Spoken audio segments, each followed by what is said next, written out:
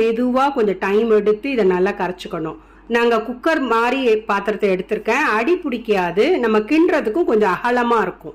உங்களுக்கு வசதியாக எப்படி இருக்குதோ அது மாதிரி பாத்திரத்தை எடுத்துக்கோங்க. இதில் அடி பிடிக்காமல் போடுறது முக்கியமான ஒரு விஷயம்.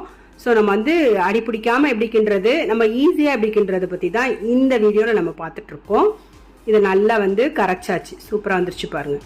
இன்னுமே ஒன்று எங்கேயோ இருக்குது கட்டி. ஸோ அதெல்லாம் வந்து நான் தேடி சுரண்டி நல்லா வந்து கரைச்சி எடுத்துக்கிறேன். இதை கரைச்சிட்டு இதுக்கு உப்பு தேவைப்படாது.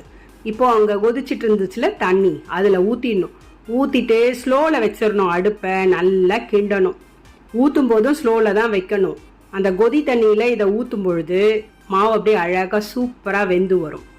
இப்போ நம்ம வந்து எதுவுமே ஆட் பண்ணக்கூடாது. இப்போ ஆட் பண்ணோன்னா இந்த மாவோடைய நேரம் மாறிடும். அதாவது வத்தலுடைய நேரம் வந்து வேறு கலரில் போயிடும்.